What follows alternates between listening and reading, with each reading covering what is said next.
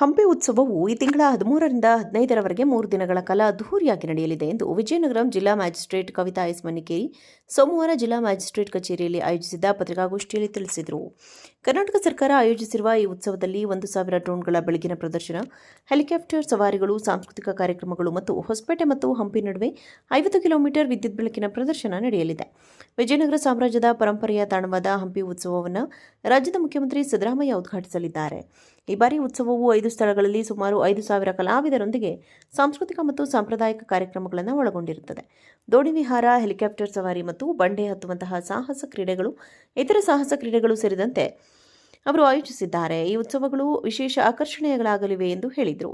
ವಿಜಯನಗರ ಸಾಮ್ರಾಜ್ಯದ ಭೂತಕಾಲ ಮತ್ತು ಸಂಸ್ಕೃತಿಯನ್ನು ಪ್ರತಿಬಿಂಬಿಸಲು ಈ ಉತ್ಸವವನ್ನು ಆಯೋಜಿಸಲಾಗುತ್ತಿದೆ ಎಂದು ಅವರು ತಿಳಿಸಿದ್ದಾರೆ. ಜೊತೆಗೆ ಆಧುನಿಕ ತಂತ್ರಜ್ಞಾನವನ್ನು ಸಂಯೋಜಿಸಲಾಗಿದೆ. ಈ ಉತ್ಸವಗಳ ಸಮಯದಲ್ಲಿ ನಗರದಿಂದ ಹಂಪಿ ಕಡೆಗೆ ಬರುವ ವಾಹನಗಳು ಯಾವುದೇ ಸಂಚಾರ ದಟ್ಟಣೆ ಇಲ್ಲದೆ ಕಡಿರಾಂಪುರ ಮತ್ತು ಹಂಪಿಯಿಂದ ಹೊಸಪೇಟೆ ಕಡೆಗೆ ಹೋಗುವ ವಾಹನಗಳು ಕಮಲಾಪುರ ಮೂಲಕ ಹೋಗುತ್ತವೆ ಎಂದು ಅವರು ಹೇಳಿದರು. ಮುಖ್ಯ ಸ್ಥಳಗಳಲ್ಲಿ ವಾಹನಗಳಿಗೆ ಪಾರ್ಕಿಂಗ್ ವ್ಯವಸ್ಥೆಯನ್ನು ಸ್ಥಾಪಿಸಲಾಗಿದೆ ಎಂದು ತಿಳಿಸಿದ್ದಾರೆ. ಈ ಸಂದರ್ಭದಲ್ಲಿ ಎಸ್ಪಿ ಜಾಹ್ನವಿ, ಜಿಲ್ಲಾ ಪಂಚಾಯತ್ ಅಧಿಕಾರಿ ನೋಯಂಗಜಂ ಮೊಹಮ್ಮದ್ ಅಶ್ರಫ್ ಶಾ ಭಾಗವಹಿಸಿದ್ದರು.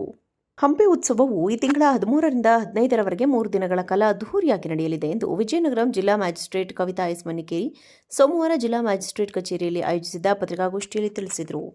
ಕರ್ನಾಟಕ ಸರ್ಕಾರ ಆಯೋಜಿಸಿರುವ ಈ ಉತ್ಸವದಲ್ಲಿ 1,000 ಡ್ರೋನ್ಗಳ ಬೆಳಗಿನ ಪ್ರದರ್ಶನ, ಹೆಲಿಕಾಪ್ಟರ್ ಸವಾರಿಗಳು, ಸಾಂಸ್ಕೃತಿಕ ಕಾರ್ಯಕ್ರಮಗಳು ಮತ್ತು ಹೊಸಪೇಟೆ ಮತ್ತು ಹಂಪಿ ನಡುವೆ 50 ಕಿಲೋಮೀಟರ್ ವಿದ್ಯುತ್ ಬೆಳಕಿನ ಪ್ರದರ್ಶನ ನಡೆಯಲಿದೆ.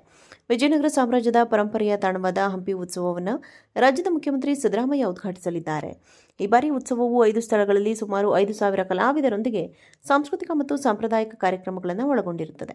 ದೋಣಿ ವಿಹಾರ, ಹೆಲಿಕಾಪ್ಟರ್ ಸವಾರಿ ಮತ್ತು ಬಂಡೆ ಹತ್ತುವಂತಹ ಸಾಹಸ ಕ್ರೀಡೆಗಳು, ಇತರ ಸಾಹಸ ಕ್ರೀಡೆಗಳು ಸೇರಿದಂತೆ ಅವರು ಆಯೋಜಿಸಿದ್ದಾರೆ. ಈ ಉತ್ಸವಗಳು ವಿಶೇಷ ಆಕರ್ಷಣೆಗಳಾಗಲಿವೆ ಎಂದು ಹೇಳಿದರು.